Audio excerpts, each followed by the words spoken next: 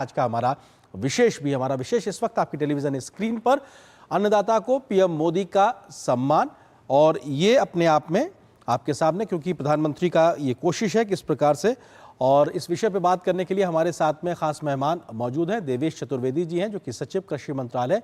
के हैं और हमारे साथ इस वक्त जुड़ रहे हैं। और बहुत बहुत स्वागत है देवेश जी। और सबसे पहला सवाल तो यही कि किस तरीके से 19वीं किश्त के माध्यम से लाखों करोड़ रुपए का जो अभी तक की पूरा प्रयास रहा है, ये फायदेमंद हुआ है देश के किसानों अन्नदाताओं के लिए। उसका कुछ एक बानगी आप थोड़ा सा बताएं हमको, क्योंकि आपको बेहतर आंकड़े हमसे ज्यादा पता है कि कैसे ये फायदा दे रहा है देश के अन्नदाताओं को। जी नमस्कार, मैं सभी का स्वागत करते हुए, प्रणाम करते हुए मैं ये बताना चाहूँगा कि 24 फरवरी 2019 को गोरखपुर से पीएम किसान योजना लागू की गई थी और आज उसके 6 वर्ष की वर्षगांठ भी थी। और इसी अवसर पर जब भागलपुर में ये 19वीं किस्त निर्गत हुई, उससे लगभग 9.8 करोड़ किसानों को सीधे डीबीटी से 2000 रुपये की एक किस्त गई है। और जैसा कि आपने बताया था कि ये जो 6000 रुपये जो जाते हैं 3 किस्तों में, इसकी जितनी भी हम लोगों ने स्टडीज कराई हैं, उससे ये सिद्ध हुआ है कि इससे हमारे किसान भाई बहन जो हैं, जो हमारी फसलें होती हैं, उससे पहले के जो आवश्यक इनपुट्स होते हैं, और विशेष रूप से आप जानते ही हैं कि हमारे देश में 86% से अधिक स्मॉल और मार्जिनल लघु सीमांत कृषक हैं, और उनके लिए विशेष तौर पे बाकी किसान भाई और बहनों के लिए भी ये धनराशि इतनी आवश्यक हो जाती है इनपुट्स लेने के लिए, बीज हो, खाद हो या अन्य प्रकार का लेबर का खर्चा हो। तो इसको करने में इसका बहुत बड़ा योगदान रहा है खेती किसानी को आगे बढ़ाने में। और इस योजना से हमारे देश में इसका सबसे बड़ा डीबीटी का सिस्टम लागू हुआ है। और इसके एक चीज और मैं बताना चाहूंगा आपको कि पहली बार एआई का, आर्टिफिशियल इंटेलिजेंस की हम बात कर रहे हैं, एआई का उपयोग अगर देश में हुआ है हमारे सरकार में, तो वो इसी योजना के शिकायत निवारण प्रणाली में हुआ है, जब हमने एक किसान ई मित्र चैटबॉट लागू किया, जिसमें किसान भाई बहन अपना फार्मर आईडी, जो कि पीएम किसान आईडी, आधार नंबर या मोबाइल नंबर डाल के अपनी योजनाओं से संबंधित सारी जानकारी, कब किस्त मिलनी है, कितनी किस्त मिली थी, क्यों नहीं मिल रही, सब जानकारी ले सकते हैं। ये भी एक बहुत बड़ी उपलब्धि है हमारे केंद्र सरकार की इस योजना के माध्यम से। सर, बीज से लेके बाजार तक लगातार किसान को हर स्तर पर संबल प्रदान करने की कोशिश दिखाई पड़ रही है। लगभग एक दशक किस प्रकार से रहा है, क्योंकि दुनिया में बहुत उत्पादों में हम नंबर 1 हो गए हैं, बहुत में नंबर 2 या 3 की स्थिति में, और बहुत तेजी से आगे विकास कर रहे हैं। किस तरीके से हर स्तर पे एक मदद का फायदा किसानों को मिला है परंपरागत खेती में तकनीक के सहयोग से? जी, जैसे मैं इस योजना के अलावा सबसे बड़ा जो फायदा तकनीक के सहयोग का हो रहा है, जो आपने एक अपने आंकड़े भी प्रस्तुत किए थे प्रधानमंत्री फसल बीमा योजना में, इसमें भी किसानों की रुचि धीरे धीरे करके बढ़ती जा रही है। 4 करोड़ से अधिक हमारे किसान भाई और बहनों ने फसल बीमा योजना का लाभ उठाया है। और जितना भी उनको प्रीमियम देना पड़ा है, जो कि 1.5 से 2% होता है, उसके से 6 गुना ज्यादा मुसीबत जब आई है, जब कभी क्रॉप का नुकसान हुआ है फसल का, विभिन्न प्रकार की दैवीय आपदाओं से या अन्य कारणों से, उससे उनसे 6 गुना ज्यादा उनको भरपाई ऐसे किसान भाइयों और बहनों को हुई है। और इस योजना में भी हम लोग तकनीक का इस्तेमाल करके, टेक्नोलॉजी का, सैटेलाइट टेक्नोलॉजी का इस्तेमाल करके क्षति जो है समय से और बिना किसी ह्यूमन इंटरफेरेंस के या इंटरफेस के ऑब्जेक्टिव तरीके से निकाली जा सके, उस पे भी हम बहुत तेजी से राज्यों के साथ मिलकर कार्य कर रहे हैं। जी सर, हमने देखा कि बजट में इस बार प्रधानमंत्री धन धान्य योजना का ऐलान किया गया, और ये कोशिश है देश के उन 100 जिलों में जहां औसत से कम उत्पादकता दिखाई पड़ती है, सबसे कम एक तरीके से उत्पादकता है, किस तरीके से ये प्रयास की दिशा में आगे बढ़ा जाएगा और इसका फायदा किस तरह से होगा? क्योंकि हमने इसी प्रकार की एक सिमिलर सी एस्पिरेशनल डिस्ट्रिक्ट की एक पूरी योजना को साकार होते हुए देखा है, इसमें कैसे आगे हम बढ़ेंगे? देखिए, ये बिल्कुल आपने सही कहा कि जो आकांक्षी जनपद या एस्पिरेशनल डिस्ट्रिक्ट्स की जो स्कीम थी, जो चल रही है कई वर्षों से, और उसके इतने सकारात्मक परिणाम आए थे, जिसमें माननीय प्रधानमंत्री स्वयं इसमें नीति आयोग के माध्यम से और राज्य और जिला स्तर पे डिस्ट्रिक्ट मजिस्ट्रेट्स और सब लोग उस पर रुचि लेके कार्य कर रहे थे।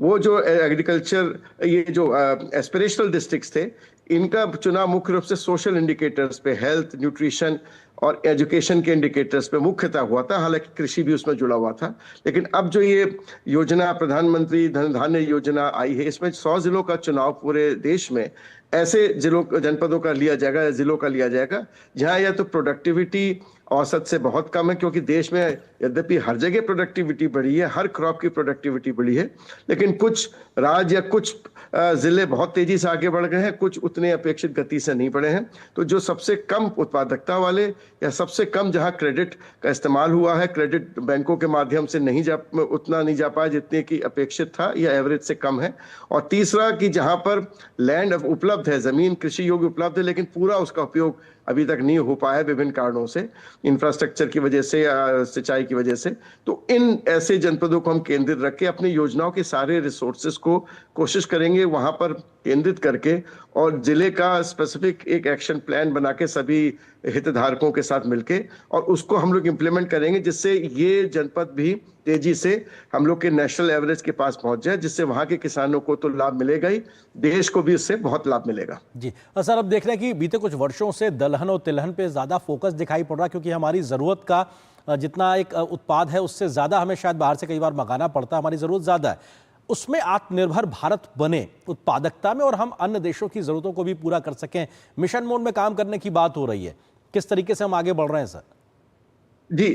जैसे आपने कहा कि पिछले बजट में ही ये अनाउंस हुआ था तिलहन मिशन का, और उसका क्रियान्वयन भी आरंभ हो गया है। हमको कैबिनेट से मंजूरी अभी 3 महीने पहले मिली थी, और उसको इस साल के हम लोग ये जो समर की जो ग्रीष्मकालीन फसल आएगी, फिर खरीफ रबी, सभी राज्यों से मिलकर हम लोग तेजी से तिलहन के एक्सपेंशन का कार्यक्रम चलाएंगे, जिससे कि हमारी जो इम्पोर्ट पे जो हमारी निर्भरता है वो कम होती जाए और हम अगले 5-6 साल में लगभग आत्मनिर्भर बन जाए। दलहन में ये स्थिति थी कि आपको मालूम है कि माननीय प्रधानमंत्री जी ने 2016-17 में जब आह्वान किया था किसान भाइयों बहनों का, तो 1.5 गुना जो है 2 साल में ही 1.5 गुना हमारा तिलहन का लगभग जो 16 मिलियन था वो बढ़ के करीब करीब 25 मिलियन से भी ऊपर टन का हमारा प्रोडक्शन हो गया था। लेकिन उसके बाद प्रोडक्शन लगभग उसी स्टेज पे रहा है, लेकिन क्योंकि हमारा देश में प्रॉस्पेरिटी बढ़ रही है, इनकम्स बढ़ रही है, लोगों के खाने की जरूरतें भी बढ़ रही है, डिमांड जो है वो बढ़ती जा रही थी, और वो करीब करीब जो गैप है उसकी वजह से हमें कुछ ऐसे दलहन इंपोर्ट करने पड़ रहे हैं, विशेष रूप से जो है अरहर या तूर कहते जिसे कहते हैं उड़द है, इनका हमें इंपोर्ट करना पड़ रहा है, थोड़ा मसूर का भी करना पड़ रहा है। तो इस बार ये विशेष रूप से मिशन लॉन्च हुआ है, जिससे हम लोग किसान भाइयों और बहनों को उच्च कोटि के जो सीड होते हैं, हाई यील्डिंग वैरायटीज देके प्रोडक्टिविटी बढ़ाएंगे, एरिया एक्सपेंशन करेंगे, और उसी के क्रम में ये एश्योरेंस, जैसे कि वित्त मंत्री जी ने अपने भाषण में, माननीय वित्त मंत्री जी ने बोला था कि 3 जो दालें हैं, मसूर, उड़द और अरहर, इनका जो किसान हमारे नाफेड और एनसीसीएफ के डैशबोर्ड पे जो अपना पोर्टल पे जो है ये उगाते हैं और रजिस्टर करेंगे, उनके सारी की सारी ये 3 दालें एमएसपी पे खरीद ली जाएंगी। तो इससे एक बहुत बड़ा एक संबल मिलेगा किसान भाइयों बहनों को, और वो प्रेरित होंगे कि उनको मालूम है कि एश्योर्ड मार्केटिंग है एमएसपी पे, तो वो उसको लगाएंगे, और लगाने के बाद अगले 4 साल एश्योरेंस रहेगा, तो हम आत्मनिर्भरता की तरफ बहुत तेजी से कदम उठाएंगे। फिर सर, हम एक पैरेलल प्रयास ये भी देख रहे हैं कि जहां खेती के कृषि उत्पादकता को बढ़ाने पे फोकस दिखाई पड़ रहा है, पैरेलल साथ साथ ये भी है कि किसानों को एक अल्टरनेट इनकम, एक व्यवस्था उस तरीके की दी जाए, चाहे वो मत्स्य पालन के माध्यम से हो या अन्य चीजों को लेकर हो। उस दिशा में भी जो प्रयास चल रहे हैं किसानों की आय को बढ़ाने को लेकर, आपको वो प्रयास जमीन पे कैसे उतरते दिखाई पड़ रहा है? नहीं, देखिए, डाइवर्सिफिकेशन या विविधीकरण एक बहुत महत्वपूर्ण बिंदु है, और इसमें ना केवल हम लोग ट्रेडिशनल क्रॉप्स जो हैं उससे हटके हॉर्टिकल्चर की तरफ जा रहे हैं, और हॉर्टिकल्चर या उद्यानीकरण में जो लोग जुड़ रहे हैं उनकी इनकम्स में बहुत तेजी से इजाफा होता है, और इसीलिए हम लोग चाहते हैं कि कृषि जो हमारे जो फूड की सेल्फ सफिशिएंसी के लिए जो आवश्यक है वो तो खाद्यान्न हमारे पैदा हो ही हो, साथ ही साथ किसानों की आय और बढ़ाने के लिए हॉर्टिकल्चर और उसके अलावा जो एलाइड एक्टिविटीज है, विशेष रूप से मत्स्य पालन, फिशरीज का और पशुपालन, इसकी भी ग्रोथ बहुत अच्छी देखने में आई है। इसीलिए आज के कार्यक्रम में आपने देखा होगा पशुपालन क्षेत्र के भी कई योजनाओं का शुभारंभ बिहार राज्य के लिए किया गया है। और एक चीज मैं बताना चाहूंगा, क्योंकि यद्यपि आप शायद सवाल आगे पूछे, लेकिन जो 10,000 एफपीओ की जो बात हो रही है, तो ये भी मैं बताना चाहूंगा कि 29 फरवरी 2020 चित्रकूट में ये योजना माननीय प्रधानमंत्री ने आरंभ की थी। अब हम लगभग 5 साल पूरा होने के आ रहा है फरवरी में, और हमने आज 10,000 एफपीओ को पंजीकृत करके उसको ऑपरेशनल किया है। और सबसे ज्यादा डाइवर्सिफिकेशन का कार्य अगर कोई हो सकता है संभव, तो इन्हीं कृषि उत्पादक संगठनों के माध्यम से हो सकता है, और हो भी रहा है। और डाइवर्सिफिकेशन में इनका रोल बहुत महत्वपूर्ण रहेगा भविष्य में। बिल्कुल। हमारे साथ वरिष्ठ कृषि पत्रकार संदीप दास जी भी जुड़ गए। संदीप जी, स्वागत है आपका।